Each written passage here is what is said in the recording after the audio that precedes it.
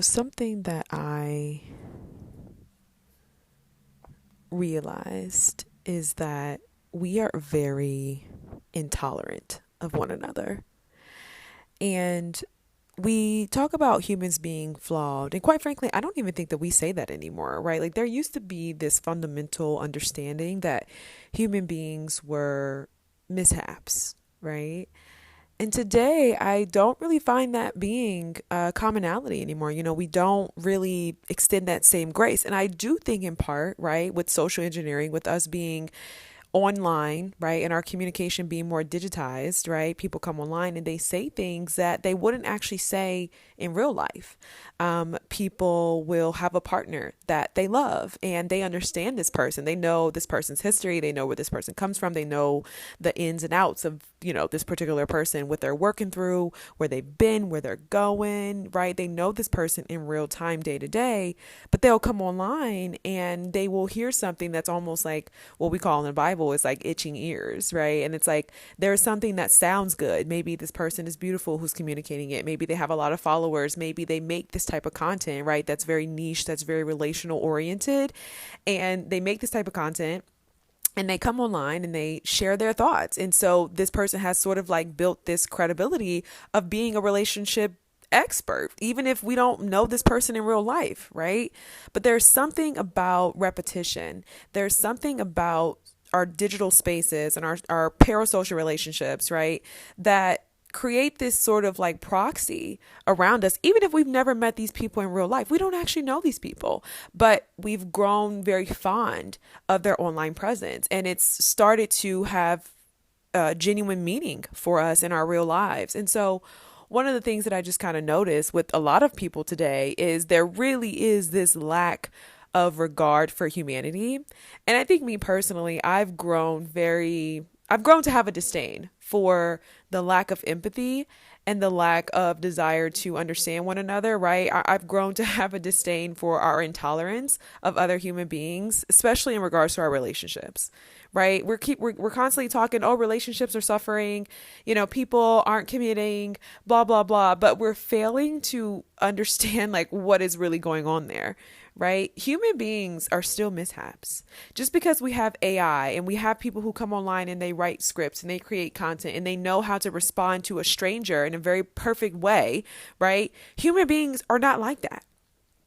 We don't always respond in the most perfect ways, right? Many of us don't spend our entire days, nights, and evenings, right? Our free time, okay, consuming relational content, studying self help, trying to be some type of perfect relational ideal, right? In the minds of people. Do you understand? Like, I don't think we understand that. You're dealing with people who are just in real time, just people at the end of the day. And what really sparked this for me, and that's really disheartening for me, right? But what I was saying was I saw a creator who is older, right? So you have that sense of like authority that comes with being an older woman or older man, right? People quite naturally will listen to you, maybe not because you're wise, but because you're older. And with that comes a level of authority, right? We might listen to you more than we would a 23-year-old. And so, come online and it's like, hey, if someone cuts you off after a first misunderstanding in your friendship or your relationship, that person was your enemy to begin with. And I've kind of been doing a little bit of observation. I don't want to say research because I ain't been researching nothing, but I've just kind of noticed how divisive we are becoming, right? This either or black and white type of thinking, either you're in or out type of thinking. And it's very prevalent within the church in a lot of Christian spaces, right? What used to be, we were attacking spiritual forces, okay? Right? Because we know we wrestle not against flesh and blood, but against principalities and higher powers and things like that, right? But like now it's become a thing of like people. You know what I mean? And I don't really know how that works with being a child of God and being a loving person and having to represent the love of God through people if everybody is your enemy. Right. So we've missed the plot there. But I also noticed that we're becoming incredibly divisive in real time as well. And so you see this oftentimes with people who talk like this, right? Like, well, this person could, and it's like, not quite. Right. And the reason why that kind of bothered me, right, and I'm having a growing disdain for this is because I was that person. You know what I mean? Like, and not through a projection. Like, I'm not projecting. It's just more so like I've been on both ends, right? I've been somebody who's been cut off. And it's just like, I don't know. And I just noticed that in real time, we aren't going to, because here's the thing, right? In real life, people have responsibilities, right? People have work, people have commitments, people are caretakers to the elderly, right? Like like real life is a little bit more complicated than we like to make it seem. Not everybody is just kind of living this life cut and dry, straight and through, narrow, okay? And even with the aspirations of like this boundless freedom that comes through being a content creator or being a entrepreneur, that's not really anything that translates to real life either, right? There are many entrepreneurs who struggle to make ends meet. There are many content creators who are struggling, in real time, and they can't pay their bills. They're in an increasingly amount of debt, right? Hoping that this aspiration that they're aspiring to have, right, living this very like glamorous travel oriented lifestyle, comes to pass. And so people are really out here taking risks and they're taking chances, but it doesn't mean that there's any reward in that. So I'm saying all that to say, okay, real life is a little bit more messy, okay? And I just think that if people want to have better relationships, because I don't even think we need to make this a long podcast. I don't even know if I'm going to post this, but I just think if people want to have better relationships, like people have to know when is something really harmful and when is something just two complex people trying to figure out how to coexist. You know what I mean? Like, I don't know, maybe it was me. I would say becoming a mother, maybe, I don't know, maturity, a lot of experiences in my life have matured me up until this point, right? But like, you just start to realize that there is no cookie cutter, one way, one size fits all type of answer in regards to human beings. And that's really just what I wanted to say. And so I just think, like I said, with responsibilities and things like that, I don't really think that in life you're going to really have like endless opportunities to like meet people and make friends. Like I think friendships and the people that you meet, yes, some people are seasonal. Yes, things are not meant to last forever. Yes, you're going to meet new people again. We don't have to necessarily be scarcity minded, but I also think we have to be practical and realistic about what our day-to-day lives look like. I think we have to be realistic and practical about the resources and the opportunities that are accessible to us. Okay, not what we're seeing online, not what people are telling us is accessible to us, but like the things that are genuinely tangible to us, right? And in all of that, I'm just saying, I don't think you guys need to go around cutting all your friends off. I don't think you need to go around cutting everybody that you meet off, right? Like I just don't think I just don't think it's that serious. I remember I was like that in my early 20s. And, I had a relative tell me like, well, you have different friends for different things, not every friend is like a best friend. Not every best friend, you're just going to be your forever person who does all the things. And, and that really said something to me because I remember I had a friend at the time who I felt like I wanted this friend to be X, Y, and Z, but this friend just wasn't offering that. And me and that friend decided to go our separate ways. It wasn't even mutual. It was just kind of like me, like kind of just cutting off this friend. And I used to be that way. And I look back and it was very appropriate. Like I said, 23, 24, very immature. But like people who don't really have good friendships, like I think that this is the common thread. This is the common thread. And I don't know, y'all. I think, relationships are a little bit more complex, right? Especially when people are dysfunctional, they're unwilling to deal with their dysfunction. It's harming you. It's impacting your life. In order to build a healthy life, have a healthy lifestyle for your children. Like there are certain things that got to be in place. So I can't say that this is a one size fit all, but I do think in regards to like friendships and just meeting people in general, like I just think we got to chill. Like I think that's what I'm saying. Like we have to get to a place where we just really cool it on all of the relational context and trying to fit people in boxes and take, really heavy, very big things and apply it to our lives because I just don't think that's real life. I absolutely think you can have friends who, if it's a pattern, like if this person's stealing money from you and they keep doing it, like maybe that's not your friend. You know what I mean? But it's like if you guys, if you've been with this person for years or whatever, and you guys just have a season where there's been a disconnect, there's been miscommunication, your friend or you might be going through some life altering transitions, right? Many of us are going through that as we enter our early 30s anyway, right? Because you're shedding a lot, you're learning a lot, like, you're becoming someone new. I don't think that it's always a thing of like, cut your friends off, cut people off. Like, I don't think that always has to be a thing. And people do that. And then you look up and, you start to realize that your life may have gotten smaller. Maybe, just life happens and you know what I mean? Responsibilities acquire. Okay. And so I don't know, I just think if we want to have healthier relationships, healthier friendships, we just got to be a little bit more, we got to be a little bit more kinder. You know what I mean? We got to be a little bit more kinder to people. We got to kind of chill. We got to kind of take the weight off with that. I had a friend that I really appreciated, a friend that I respected, a friend that I appreciated. And this friend decided to go their own way for whatever reason. We had a little bit of we had some big life moments happening. At the time I was getting married, this friend was getting divorced, and that's going to create some rockiness, and looking back, hindsight, I personally didn't feel like that was a reason to stop being friends. And so I don't know, y'all, if I'm being honest, like I said, I think just a lot of what I've gone through in my life has brought me to this place. But I think in order to have like healthy relationships, I think you got to be a healthy individual with yourself. First and foremost, you got to have self-awareness to know that you are very flawed. You know what I mean? You're imperfect, and not to the point of like self-condemnation or even self-hatred, but like humility.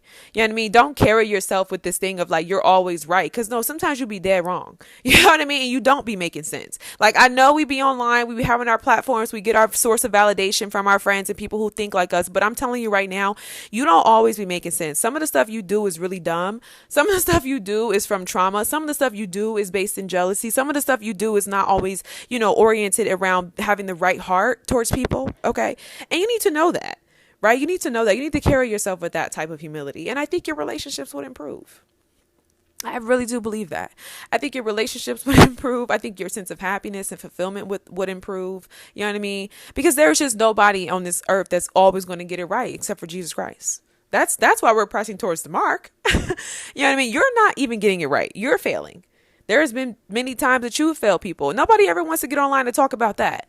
All right, people want to get online, and this is why such and such is not your friend. Why don't you get on here and tell us about a time where you didn't show up as a good friend? Did you learn anything from that? Because surely in all of your years, surely you haven't got it all right. You know what I mean? So that's my thing. And that's why I'm telling you guys, like, be mindful of the stuff that you consume, because it is to the point, y'all, where I've even had this happen in my own life. And it was a very consequential act, right? Like, we get online and we listen to what people have to say, and it absolutely alters our lives. It influences our choices. I can't tell you about how many times older men, younger men, right, online, listening to these rail pill guys, listening to these guys who come online, they hate women, they're abusing women, they're saying very, very hateful things towards women. They're influencing them to mistreat the woman in their lives. And these dudes are ended up single, broke, busted, and disgusted. Okay? Like, because they're listening to somebody else. Whole time, then gave up the blessing. Whole time, then forfeited the promised land. Okay? Whole time creating broken homes because of the stuff they're hearing online and how it's influencing their actions. Like, y'all, this is very serious. If I had to say, I'm shouting from the mountaintops, Mayday, Mayday. The only person we need to be aspiring to be like is Jesus Christ. That man was perfect. That needs to be your only role model. The Lord and Jesus Christ, quite literally. You might be able to take some fashion tips. You might be able to aspire to make the same casserole or fried chicken like such and such and whoever. But like lifestyle, baby, the only person you need to be pressing towards is Jesus Christ. That's the only person who's never failed you. And how do you press towards that? Through reading your word, through prayer, and seeking him through your own time, not through the pastor. You need to be looking beyond that. You need to be looking beyond that. Your only sense of aspiration needs to be your Lord and Savior. And that is it. And he'll get you to where you need to go.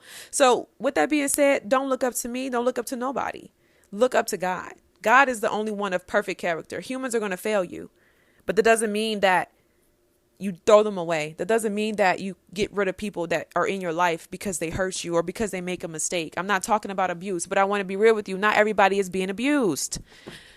When we first came in here with this Western psychology, when it first started to impart in culture and it became normalized, and we seen the rise of self-help books and that white girl who was like in a tri-poly sexual relationship, all kind of weird stuff. She was on her talking about childhood trauma and healing and somatic work and all of that right there. That was when we started to interpret people through the lens of Western psychology, and we started to say good or bad. Y'all know how they do. Black child, white child.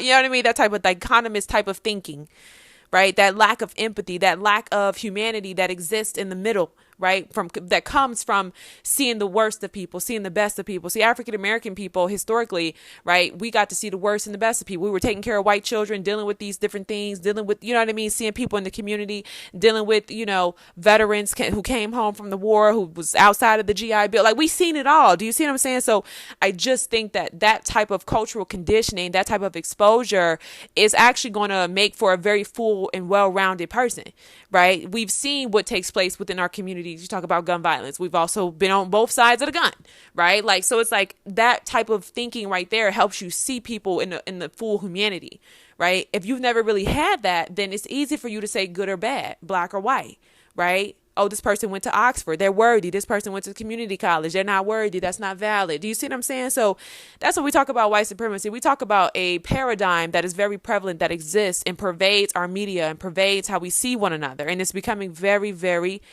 it's creating a lot of division. Now, if I'm talking spiritually, all right, you might say this is the devil, right? But seriously though, so you guys got to know that I want us to be more compassionate towards one another. You know what I mean? I want us to be more forgiving towards one another. One, because it's good for you. That doesn't mean that you have to let everybody have access to your life. You know what I mean? But it also doesn't mean you need to be side-eyeing people. I think even as I've matured and I've dealt with people who just is a hot mess and they don't have it right.